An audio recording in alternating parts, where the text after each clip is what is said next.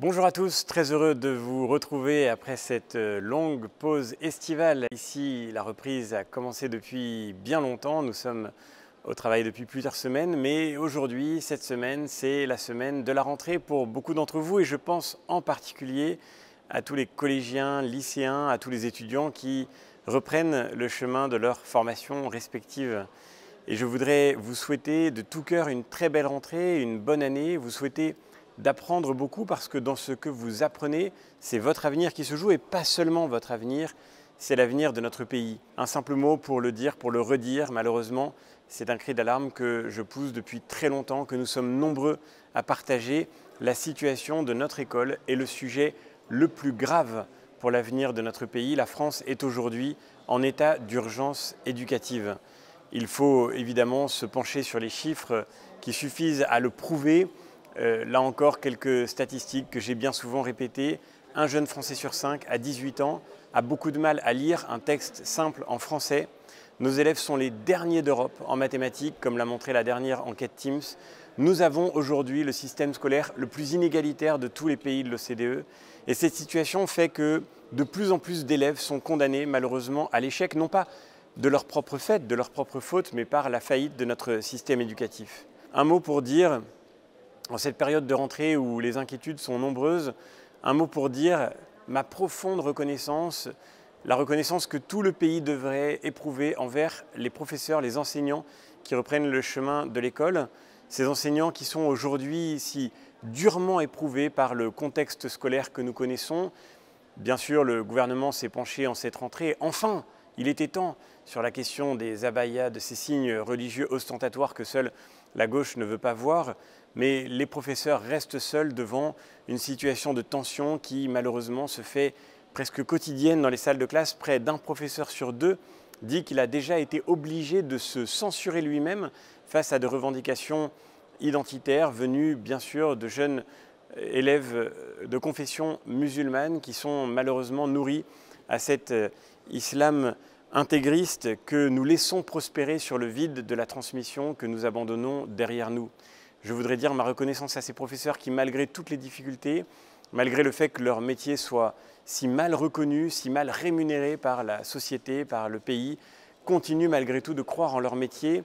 Nous devrions, ajoutons un chiffre au signal d'alarme que je partageais à l'instant, nous devrions nous laisser réveiller par la statistique terrible du nombre de ces professeurs qui quittent le métier. L'an dernier, 40 000 professeurs ont démissionné, 40 000 enseignants ont quitté leur métier. Il y a, je crois, une forme de proximité terrible entre la situation d'effondrement que connaît l'enseignement et celle que connaît aujourd'hui notre hôpital public, notre système de santé. Les deux sont marqués par le fait que des gens qui avaient la vocation d'enseigner comme la vocation de soigner finissent par abandonner un métier qu'ils ne peuvent plus exercer dans des conditions décentes, dans des conditions normales. On leur a volé leur métier. Et à tous les collègues professeurs qui veulent y croire encore, je voudrais dire simplement, moi qui ne suis plus dans les salles de classe, qui ai fait 11 rentrées, qui espère en refaire un jour, qui espère en refaire bientôt, je le dis à mes collègues, nous avons le devoir de continuer d'y croire parce que dans ce travail magnifique se prépare l'avenir de notre pays. Chers élèves, vous qui reprenez le chemin de l'école, n'oubliez pas de remercier vos professeurs et vos enseignants. N'oubliez pas de leur dire, même si évidemment, quotidiennement, le travail vous semble parfois pénible, parfois laborieux, parfois monotone, n'oubliez pas qu'à travers ce travail-là, c'est encore une fois votre avenir qui se prépare, mais aussi celui de notre pays tout entier. Dans ce que vous apprenez, se joue la capacité que nous aurons demain de faire rayonner ce pays en Europe et dans le monde, la capacité de faire rayonner la culture française dont nous héritons, qui est évidemment non seulement un héritage extraordinaire, mais aussi un chemin magnifique de vie, de fécondité, de liberté pour l'avenir, de faire rayonner cette civilisation qui unit l'Europe et de faire en sorte que le monde de demain puisse trouver les solutions aux défis qu'il rencontre aujourd'hui. C'est vous qui inventerez ces solutions et pour pouvoir les créer, il faut d'abord que vous appreniez aujourd'hui ce qui sera nécessaire à votre liberté de demain.